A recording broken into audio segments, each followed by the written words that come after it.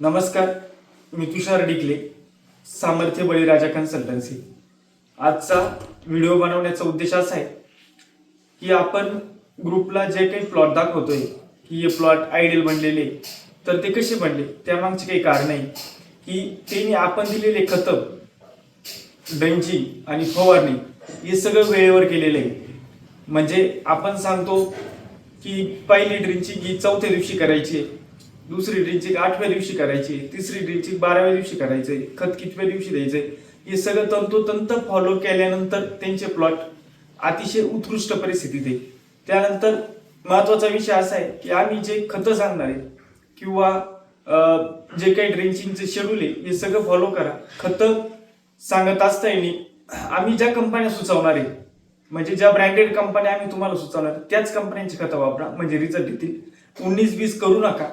आम्ही जे शेड्यूल मध्ये खतं कंपन्यानुसार दिलेलं असेल ते पूर्ण फॉलो करा, कारण की हे जे वर्ष आहे हे 19-20चं नाहीये. या वर्षी आपल्याला अतिशय बारकाईने काम करावं लागणार आहे, त्यावेळेस आपले प्लॉट उत्कृष्ट होणार आहे.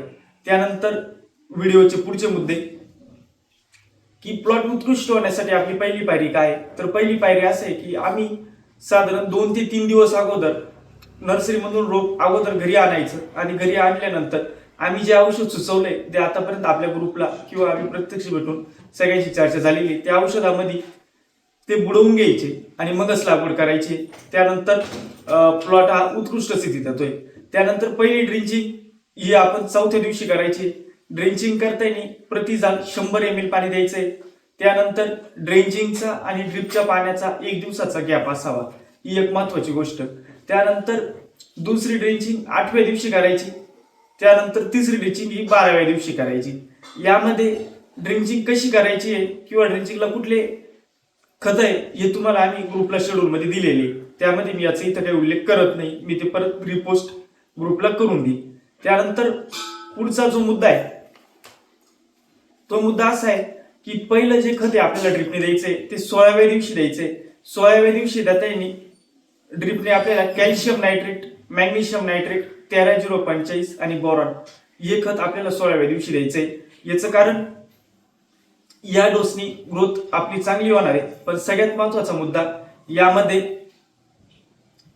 जे आपण खत देणार आहे, खत देताना जे आपण टँक मध्ये म्हणजे जे आपलं टिप असतं त्या टिपामध्ये आपण जे खत बनवत असतो सोल्युशन, हे साधारण 10 मिनिटं चाललं पाहिजे. त्याकरिता तुम्हाला उदाहरणार्थ 100 लिटर पाणी लागू, 150 लिटर पाणी लागू, 200 लिटर पाणी लागू, पण खत हे 10 मिनिटं चाललंच पाहिजे. आणि त्यानंतर खतानंतर कमीत कमी 15 मिनिटं आपल्याला ड्रिपने पाणी द्यायचंय. म्हणजे जितकं मुळींच्या कक्षामध्ये ते औषध पसरल तितकं मुळींची चालना वाढेल, मुळींची संख्या वाढेल आणि झाडाची जोमदार फूट व्हायला सुरुवात होईल.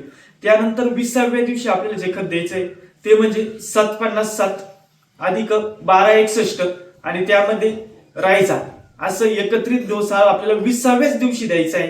त्यानंतर 24व्या दिवशी एक आपल्याला मायक्रोन्यूट्रियनचा डोस कंप्लीट करून घ्यायचा आहे.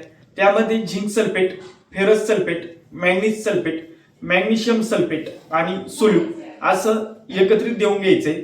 या सगळ्या गोष्टी आपल्याला तंतोतंत शेड्यूलनुसार दिवसवाईज फॉलो करायचे. या वर्षी एकही दिवस मागे पुढे करू नका. खूप महत्वाच्या गोष्टी आहे. टमाट्याचं पीक तुम्हाला सगळ्याला माहिती आहे, पहिले 25-30 दिवसामध्ये जितका फुटवा मिळेल तितकाच मिळतो.